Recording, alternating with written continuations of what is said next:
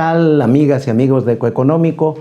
Pues hoy vamos a abordar el tema acerca de, digamos, el crecimiento de la inflación en el país y el debilitamiento del empleo formal en las distintas regiones de México.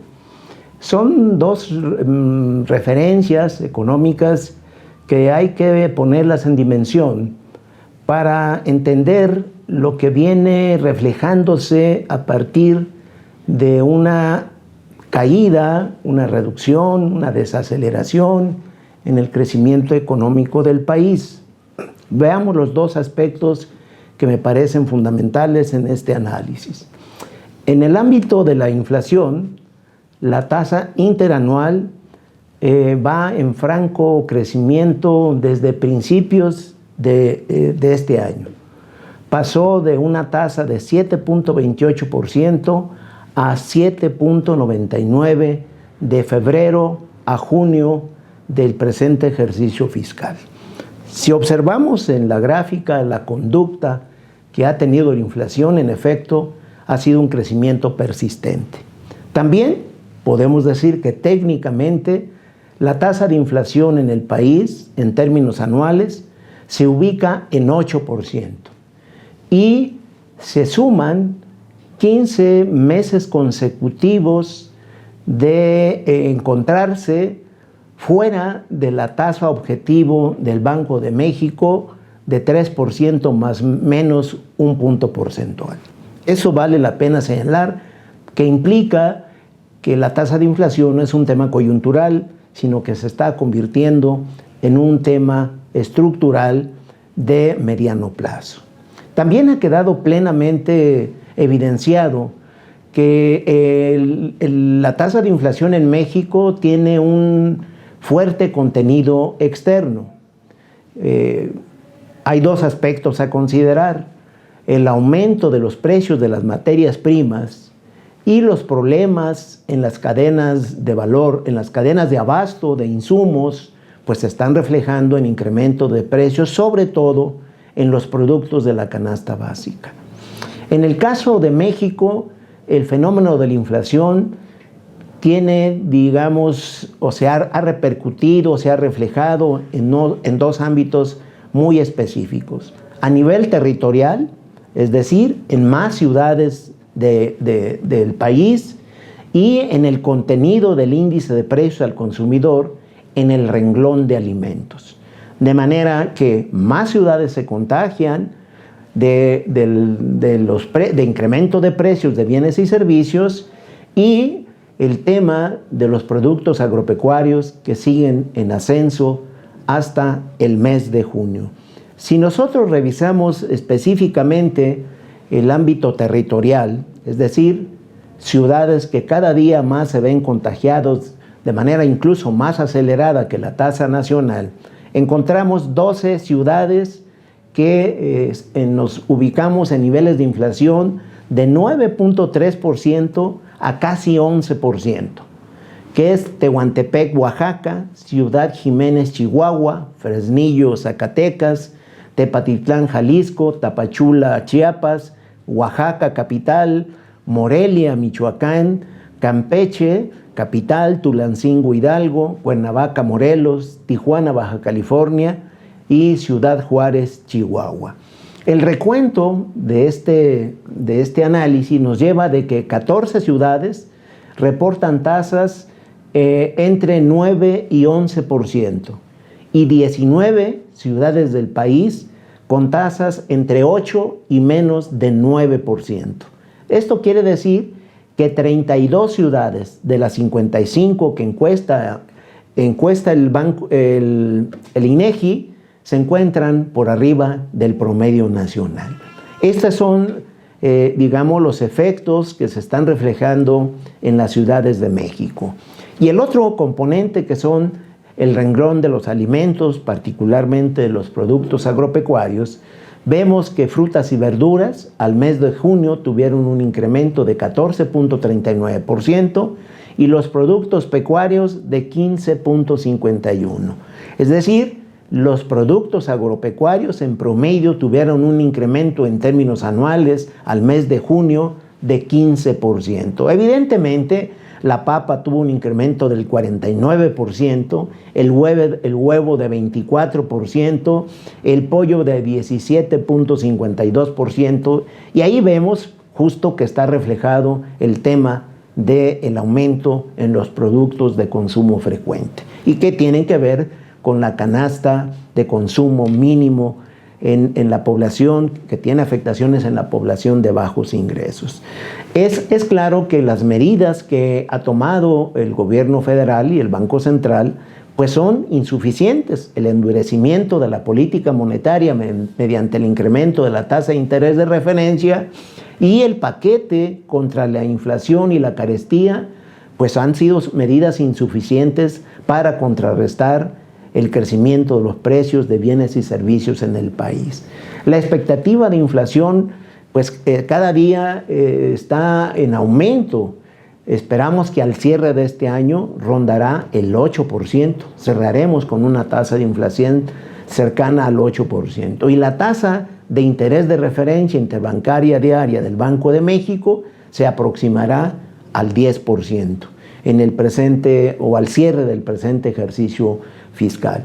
Complicado, evidentemente, las medidas que asume el Banco de México de aumentar tasa de interés, digamos, son medidas no deseadas, pero necesarias para poder contrarrestar la inflación, porque el incremento, ya lo hemos subrayado y lo hemos comentado en Ecoeconómico, el aumento de la tasa de interés de referencia aumenta el costo del financiamiento, encarece los créditos y eso repercute en menor crecimiento económico y en menor generación de empleo. Y justo en este tema de empleo formal en el país, durante el primer semestre, enero-junio del presente año, se generaron poco más de 448,000 empleos formales, un 11.7% más que igual periodo del año pasado. Pero veamos una peculiaridad y que a final de cuentas nos debe llamar la atención de por qué hay un debilitamiento del mercado laboral formal en el país. Después de haber alcanzado en el primer trimestre un monto de empleos de 380,000 trabajos formales, baja en el segundo trimestre a 63,000 empleos formales. Es decir, en el segundo trimestre del presente año hay una caída del 58% del empleo formal. Y esta caída, esta contracción del empleo formal durante el segundo trimestre tiene que ver con una desaceleración, relajamiento de las actividades económicas en el país, consecuencia de la insuficiente inversión pública y privada en las regiones del país, de las regiones de México, permeado por el complejo contexto económico mundial. Eso también está siendo factor en esta contracción del mercado laboral mexicano. ¿Qué características encontramos en el mercado de trabajo? Bueno, que la generación de empleo que se está produciendo en México es desigual en los estados y se está configurando segmentos del mercado laboral sumamente precarizados. ¿Eso qué significa? Que algunos de los estados o varios estados del país generan escaso empleo formal, tienen alta presencia de la ocupación informal y se pagan bajos salarios. Eso sin duda debe ser una preocupación del sector productivo, de los empresarios de México, de las políticas públicas del gobierno federal, los estados y municipios, porque es sin duda una grave situación que en este contexto está ocurriendo. En este periodo, nuevamente, destacan 10 entidades federativas de enero a junio, primer semestre del presente año, que son las que aportan la mayor parte de empleo en el país, el 77% del total nacional. Es decir, ya dijimos en En este lapso, en el país se genera un poco más de 448,000 empleos formales. Bueno, pues el 77% lo genera Nuevo León, Jalisco, el Estado de México, Baja California, Quintana Roo, Chihuahua, Querétaro, Coahuila, Guanajuato y la Ciudad de México. Pues llama la atención también que solo Nuevo León, Jalisco y el Estado de México tienen una participación, generan el 32.5% del total nacional. Ese es el grado de polarización y la discrepancia, la polarización que se está generando el mercado laboral mexicano. Hay 11 entidades que tienen modestos crecimientos en la creación de empleo formal, que son el caso de Sonora, Baja California Sur, Tabasco, Tamaulipas, Hidalgo, Yucatán, Nayarit, Puebla, San Luis Potosí, Aguascalientes y Tlaxcala. Del total nacional, estos participan con el 28%. No es determinante, pero sigue siendo una modesta participación en la creación de empleo formal en México durante el primer semestre del presente año. Y bueno, 11 entidades que van en pleno retroceso o que se viene contrayendo de manera muy aguda su mercado laboral. 11 entidades que tienen una aportación negativa del 5% del total nacional. Pero hay que distinguir que Durango, Chiapas, Colima, Campeche, Oaxaca y Morelos participan positivamente con el 2.8% del total nacional. Pero Zacatecas, Michoacán, Guerrero, Veracruz y Sinaloa reportan pérdidas de empleo formal durante este periodo. Todos estas entidades que acabamos de mencionar tienen reportes negativos en la creación de empleo, es decir, van en retroceso. No generan, sino están perdiendo empleos formales en sus espacios territoriales.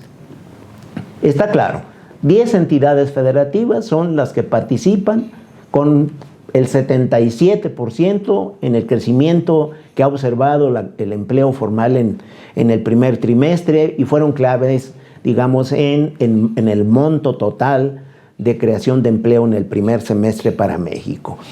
Está también claro que el empleo formal dependerá mucho del crecimiento económico que observe el país en el segundo semestre del presente año. Las expectativas de crecimiento económico se siguen ajustando. El crecimiento esperado para el presente año está entre 1.5 y 2%.